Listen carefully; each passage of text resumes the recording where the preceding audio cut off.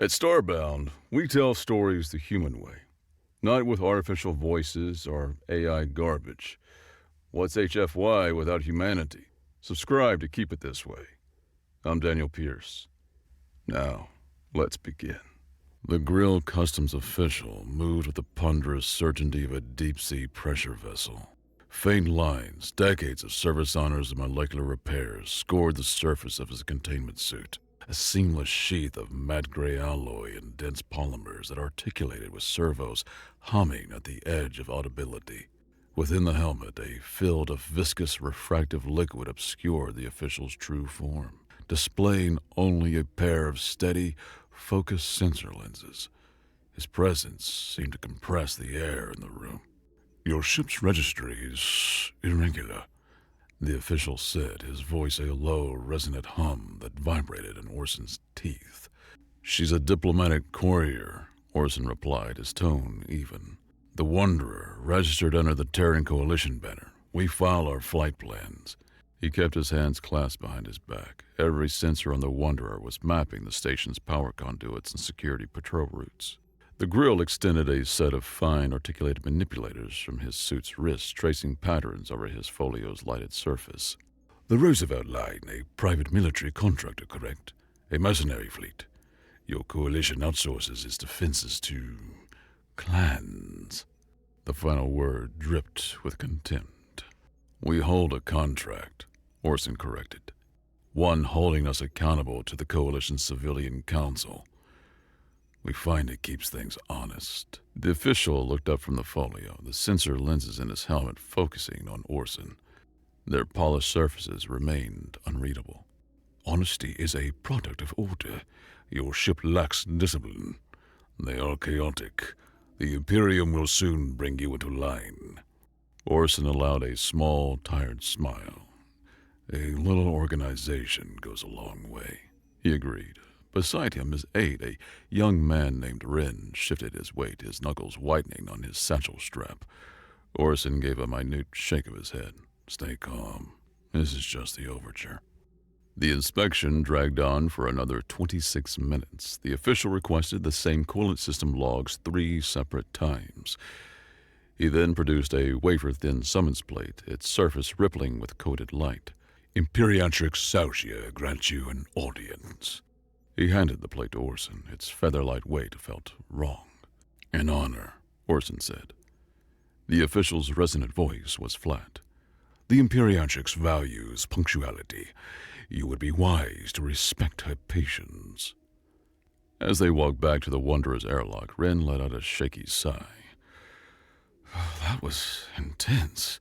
He was daring you to start something." "That was the point," Orson said. He handed the summons to Wren. "Tell the pilot to proceed to the Imperial axis. Standard approach. Maintain steady vectors." "Yes, Speaker." Orson paused at the airlock, his hand resting on the frame.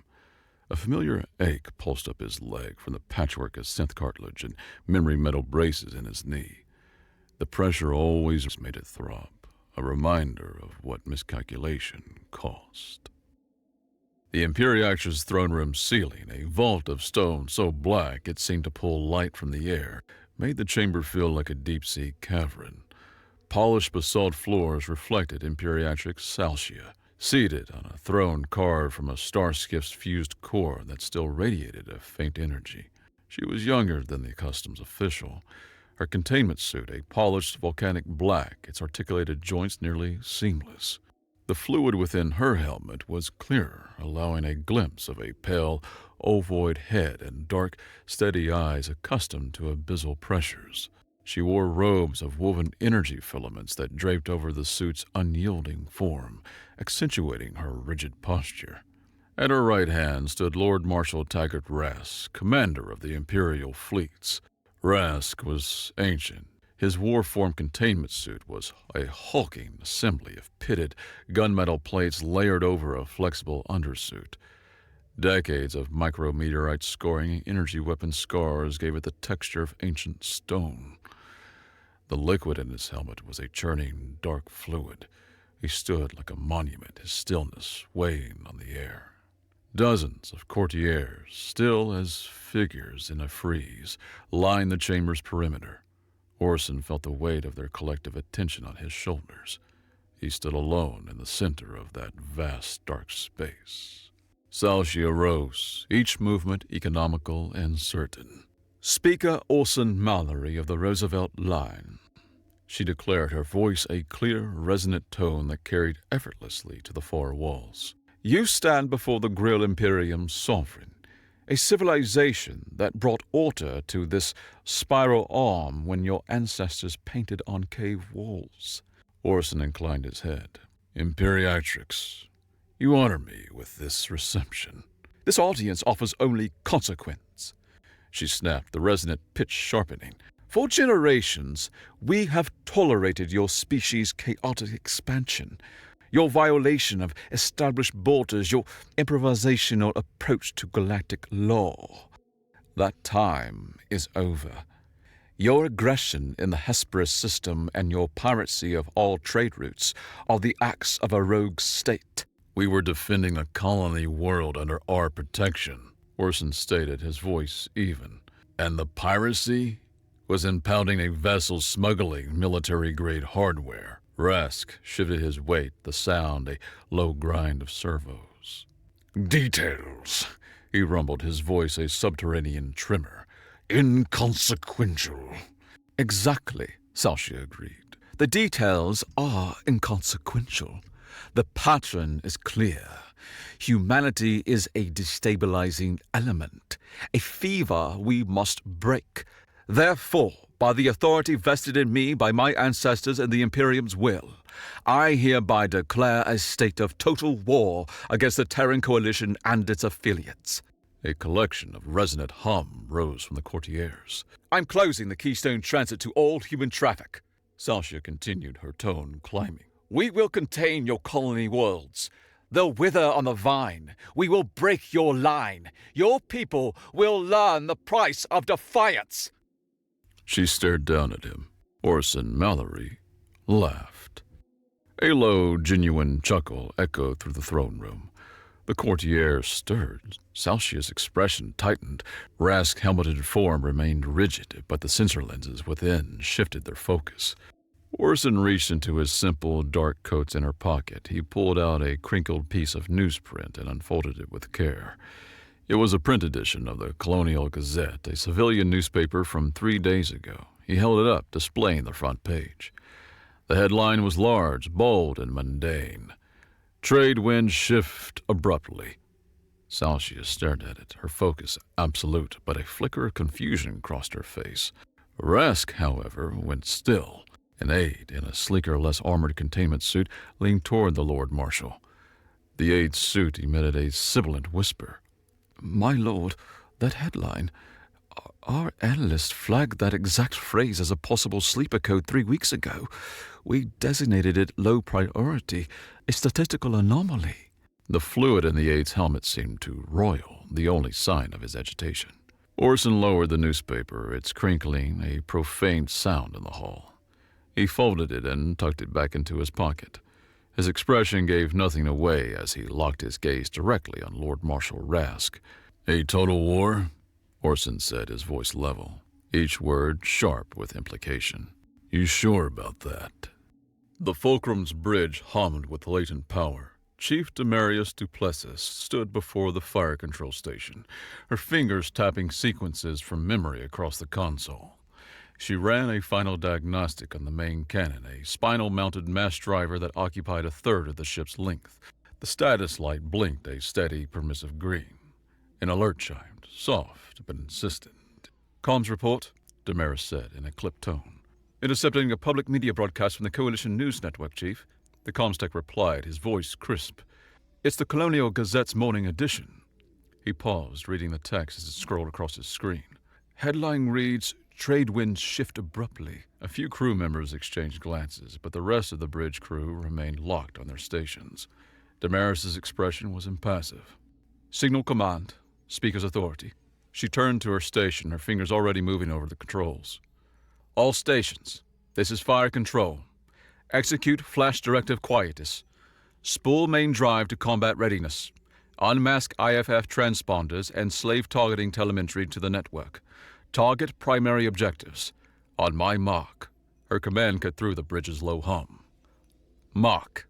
The fulcrum's deep hum changed pitch, rising to a thrum that vibrated through the crew's bones as the ship's fusion core shunted trillions of watts into the spinal mount's capacitors. On the main tactical projector, a three-dimensional battle space shimmering above a coolant tank, the grill border sector's map lit up as 5 other designators identical to their own shed their commercial transponder mask. Momentum, tension, conduit, vector, inertia. On Lord Marshal Rask's command dais, the master tactical projection, a swirling galaxy of serene blue-white markers suspended in midair, erupted in a violent rash of crimson. Across a dozen grill border systems, the symbols representing picket fleets, orbital customs stations, and reserve destroyer squadrons blinked out, one after another. Report! Rask's voice was a percussive crack that made the analyst flinch. Lord Marshal, we're losing contact with the entire Western Sector Patrol. An analyst called out, his voice tight with strain.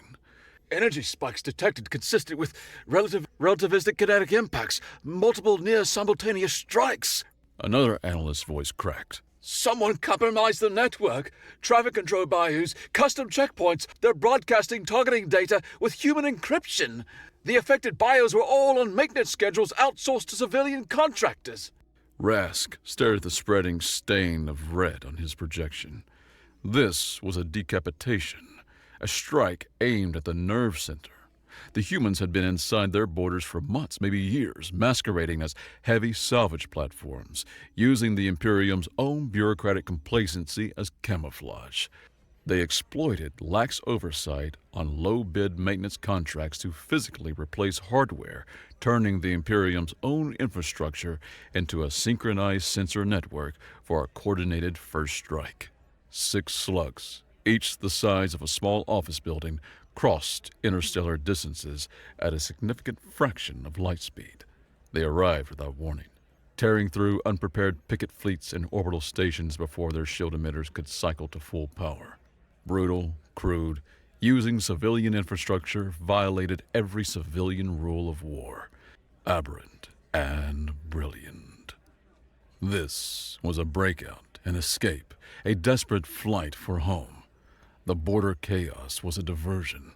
Their true target, the one place that mattered, was the Keystone Transit. They were coming home. All fleets, Rask commanded, his voice cutting through the frantic shouts of the command center. Disregard border incursions. All reserve flotillas, all battle groups converge on the Keystone system. Fortify the transit point. Everything we have, now. He would build them a wall of guns and armor. He would turn the Keystone system into a kill zone. The improvisers would come to him, and he would break them with overwhelming force. The holographic faces of the Roosevelt Line's other 5 captains shimmered in the Fulcrum's briefing room, drawn and shadowed by the strain of the opening salvo. Orson Mallory, back aboard his flagship after the Wanderer made a high-G burnout of the grill captain system, surveyed his peers. The opening move was a success. He began, his voice low. Rask has pulled his fleets back to defend Keystone, just as we predicted. He stretched his supply lines thin. I propose we hit them, bleed him dry before he can consolidate. Matriarch Sabina Chow, captain of the Tension, her graying hair pulled back in a severe bun, shook her head. Her face, rendered in flickering light, was set in a firm line. Orson, you're a gunner. You see a target, you want to shoot it. A direct assault on his convoys, even with the element of surprise, is a straight fight. We'd take losses. We're at war, Sabina. Captain Ibrahim of the Momentum countered, his jaw tight. We will have losses. Acceptable losses, Chow corrected. We have 6 ships, 6 families.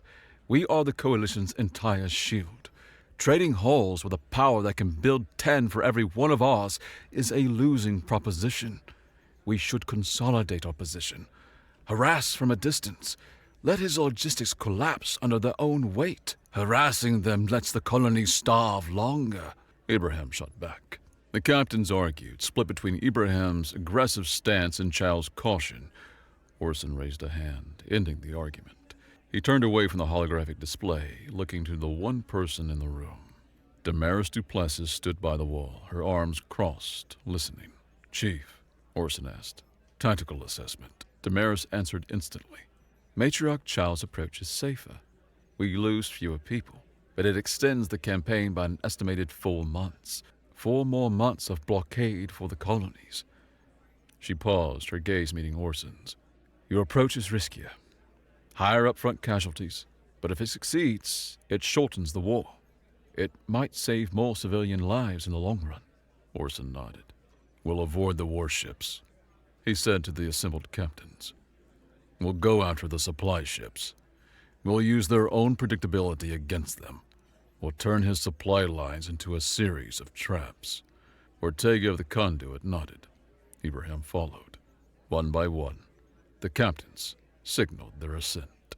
Ensign Teague Holt watched the crimson threat markers slide across the coolant tank holo display on the Fulcrum's bridge. They were grill cruiser icons, a fast response squadron moving to intercept a fake distress call broadcast from a cluster of automated mining tugs the line had hijacked weeks ago. The line programmed the tugs to mimic the energy signatures of 2 line ships. The trap was laid. Consoles and the low hum of life support provided the only light and sound on the dark bridge. Every crew member was a still silhouette at their station.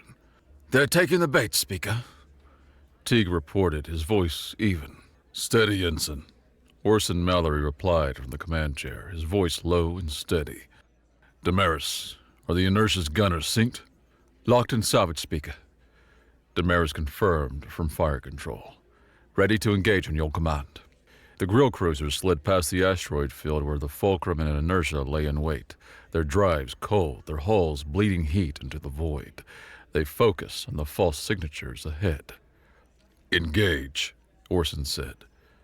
The void ignited as the 2 line ships came to life, their point defense cannons spitting streams of tungsten slugs, their missiles tubes unleashing swarms of warheads. The first grill cruiser vanished in an expanding cloud of superheated gas and metal. The grill commander deviated from standard doctrine, turning his remaining ships into the ambush, a knife fighter's response to a sniper. He brought the engagement to a range where armor and guts mattered more than long-range targeting. Plasma lances, weapons designed for planetary assault, seared across the void. One beam carved a molten trench across the Fulcrum's port side. The ship shuddered. Red casualty reports flickered onto Teague's secondary screen. A fire broke out in crew quarters on Deck 12. The acrid scent of overloaded circuits filled the air on the bridge. "Their point defense is screening their command ship," she reported, her tone strained. "Missiles are failing to penetrate." Orson stared at the coolant tank holo display. He traced the enemy's ship's trajectory and the scattered asteroids around them and saw a firing solution that defied standard tactics. "Damaris," he ordered, his voice sharp. "Target that C-class asteroid. Grid reference 94 Gamma. A single low-power shot from the main driver. Shatter it into shrapnel. Keep the pieces large." Damaris keyed in the commands. "Firing solution calculated. It's risky, Speaker." "Execute." The Fulcrum bucked as the spinal mount fired with a fraction of its full power. The massive slug, moving slower than a standard shot, slammed into the targeted asteroid. The rock fractured, shattering into 1,000,000 pieces of high-velocity shrapnel. A man-made shotgun blast with the spread of a small moon. The cloud of debris, expanding at thousands of meters per second, tore through the space the League grill cruiser was about to occupy. The ship's shields flared, then collapsed under the onslaught of 1,000 kinetic impacts. Its armor buckled and peeled away. Before the grill captain could react, a volley of Inertia's missiles found their mark, and the enemy command ship broke apart. The remaining grill ships, their commander gone, broke and ran. Orson sat on the edge of a diagnostic bed in the med bay while Dr. Conjero Abe, an old family friend whose grandfather served with Orson's, ran a scanner over his knee. "The synth cartilage is degrading, Orson," Conjero said, his brow creased as he studied the readings. The microfractures are spreading. You're putting too much stress on it. You need a proper replacement. A week in the tank, some gene therapy. The line doesn't have time, Orson said, gesturing dismissively.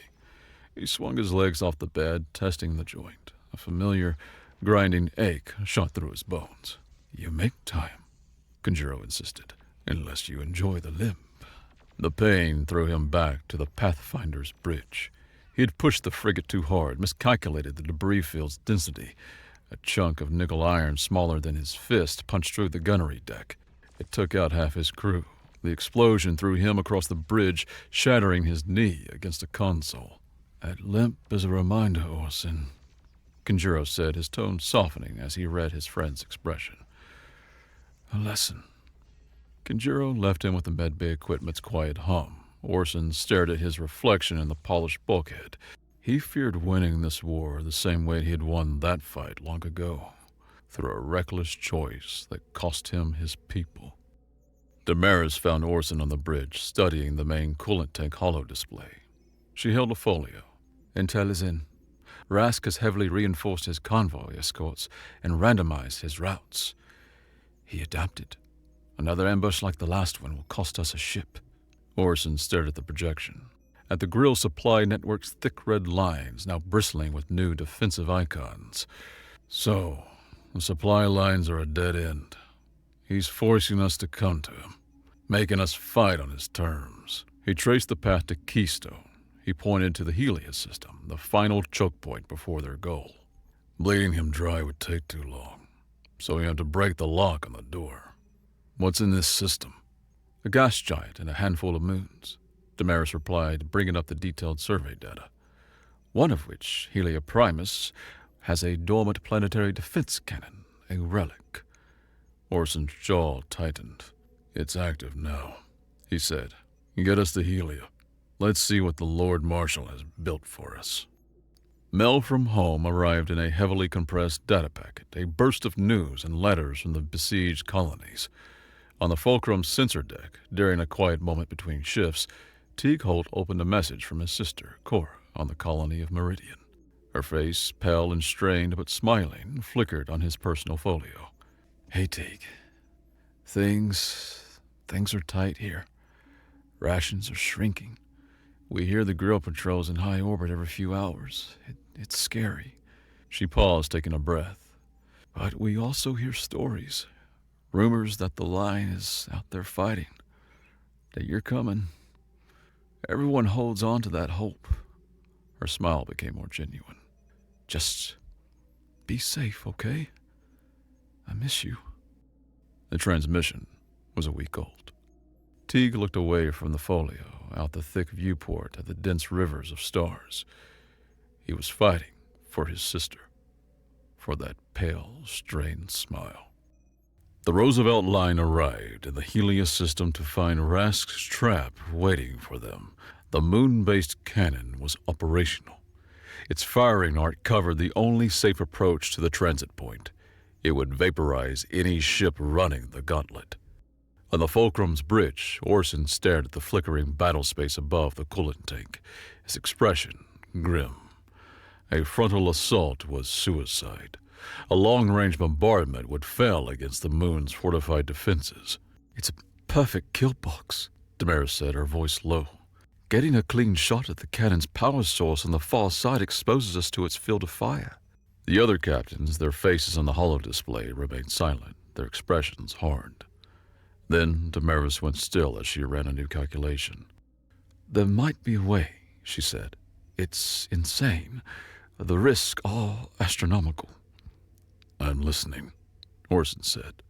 A gravity whip, she explained, bringing up a new simulation on the holotank. 2 line ships, the Fulcrum and the Conduit. We'll use the gas giant Helia for a slingshot maneuver. We burn hard, dive into its gravity well, and let it whip us around to the moon's far side. This gives us a firing window of approximately 4.3 seconds to target the power source before the moon's rotation hides it. And in those 4.3 seconds, the cannon gets a clear shot at us. Yes, Damaris said. A phantom ache pulsed in his knee. He looked at Ortega's holographic face. Your call, Miguel. It's your crew. Ortega's expression was firm, his gaze direct. The Ortegas meet every fight. We are in. The fulcrum and the conduit plunged toward the rolling clouds of the gas giant. G-forces crushed the crews into their acceleration couches. On the bridge, Teague Holt fought against tunneling vision as the proximity alarm screamed. They whipped around the planet, the massive gravitational forces slingshotting them out towards the dark side of Helia Primus. They burst from behind the gas giant's curve. The target was there, and so was the cannon. A beam of energy wide as a city block lanced out from the moon's surface. Evasive maneuvers! Orson yelled. The fulcrum shuddered as the beam passed meters from its bow. The energy splash overloaded its shield, sending a chain of power failures across the ship.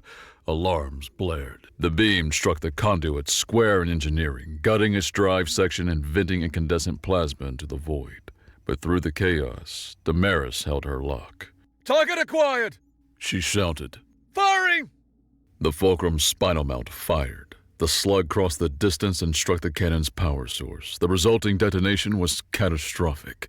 The entire planetary cannon complex blew apart, taking a continent-sized chunk of the moon with it. The way to Keystone was clear, but on the holo display, the conduit's icon flashed red. Dead in space, its drive core in meltdown. Shuttles and work pods ferried the Ortega family and their crew from their dying home to the lines of their ships. Orson stood in the Fulcrum's main hangar bay, watching them come aboard. They were refugees, carrying what few personal belongings they could save. They carried slack-jawed, unfocused expressions. Captain Miguel Ortega directed his people.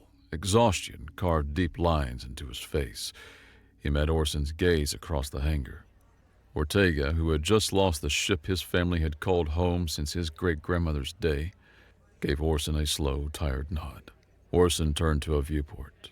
The conduit, a gutted, powerless hulk, drifted silently against the starfield. A tomb containing generations of history. He stared at the wreck, at the 20 billion tons of dead metal. Then he looked at the holographic operations table. It showed Rask's fleet, a thick, impenetrable wall of ships massed at the Keystone Transit. But the conduit was an answer. A direct assault is a futile sacrifice, Orson said, his voice flat. The holographic faces of the 4 remaining captains watched him, their expressions unreadable. Damaris stood beside him, her posture rigid. Rask has created a fortress, Orson continued. He expects us to fight it. We'll dismantle it. He gestured to the holo display. Damaris brought up a new simulation. 2 icons representing line ships accelerated towards the Grill blockade. They flew straight into the enemy fleet's heart. We'll use the crippled conduit as a massive kinetic weapon, Orson explained, his voice flat. We'll set its navigation, overload its engines for one final suicidal burn, and aim it at the center of Rask's deployment. One ship is insufficient, Captain Ibrahim countered. The concentrated fire will vaporize it before it gets close. You're right, Orson agreed. One ship is insufficient to breach the defensive line. He paused. We need 2. Orson's gaze settled on the shimmering, blue-lit face of matriarch Sabina Chow. He asked her to sacrifice the tension, to sacrifice her home, her family's legacy, her life for the line's future. Sabina Chow was quiet for a long time. Her stern, dignified face collapsed inward, the lines deepening around her eyes. She looked at the other captains' faces, then at Orson. She nodded, a single, deliberate motion.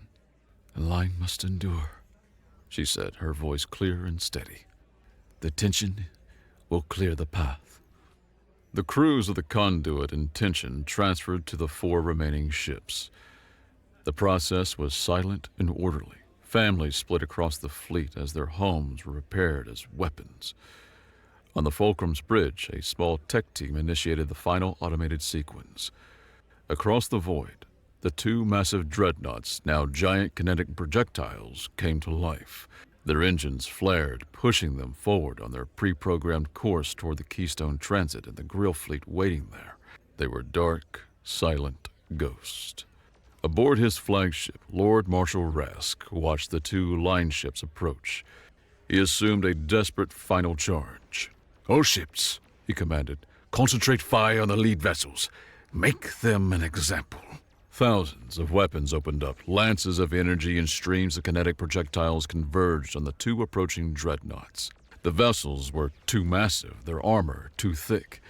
They shuddered under the impacts, shedding armor plating like dust. Their weapon ports stayed dark. They held their unswerving course. Rask scanned 1,000 years of doctrine in his mind. This defied all precedent. "Cease barrage," he murmured, his voice lost in the din of battle. He looked at the unswerving, silent ships plunging toward his fleet. "They're ballistics," he said, a note of horrified awe in his voice. "Mere projectiles." This was a raw act of sacrifice, so alien to the Grill mindset it bordered on madness. A people willing to turn their homes, their legacies, into ammunition. Covering fire! Orson's voice rang out across the Fulcrum's bridge. Keep them busy! The 4 remaining line ships opened up with every weapon they had. They engaged the Grill fleet to distract, to draw attacks away from the 2 incoming hulks. The space between the fleets became a chaotic weave of kinetic slugs and energy beams. And then the Ghost arrived. The conduit and tension hit the blockade. Their automated systems overloaded their fusion reactors at the moment of impact.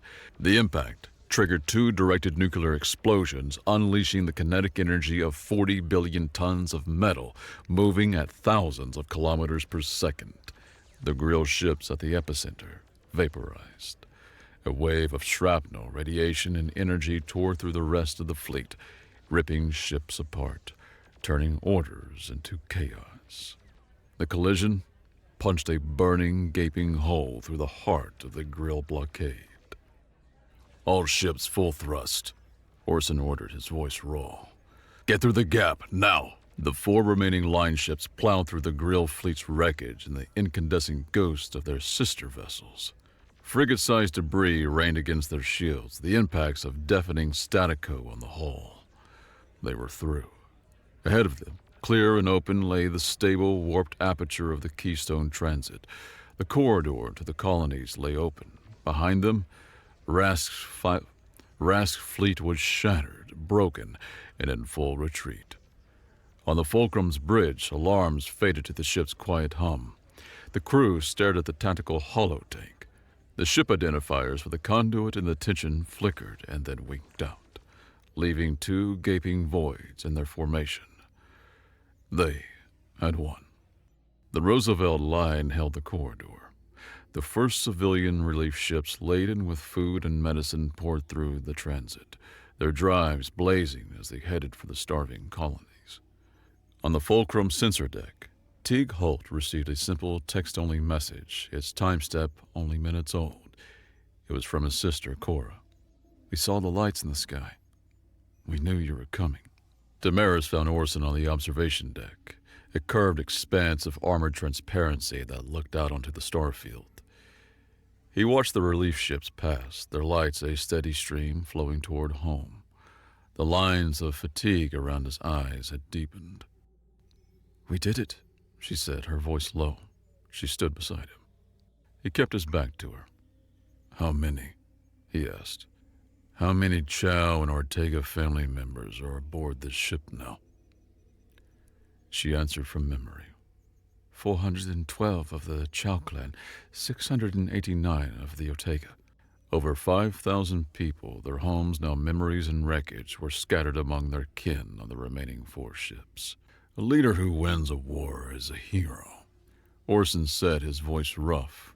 "A leader who sacrifices 2 of his own families to do it is something else." He turned to face her. His expression was grim. "I'm calling a council meeting. I'm resigning as speaker." Damaris opened her mouth to protest, but he held up a hand. "The call was right, Damaris. I'd make it again, and that's the problem. The man who made that call is the wrong man to lead us into peace. The line needs a builder now, a leader who treasures every soul instead of calculating their cost. He looked down at his leg, then back at her. A faint smile touched his lips, but a deep weariness clung to his eyes. I'm going to get a new knee.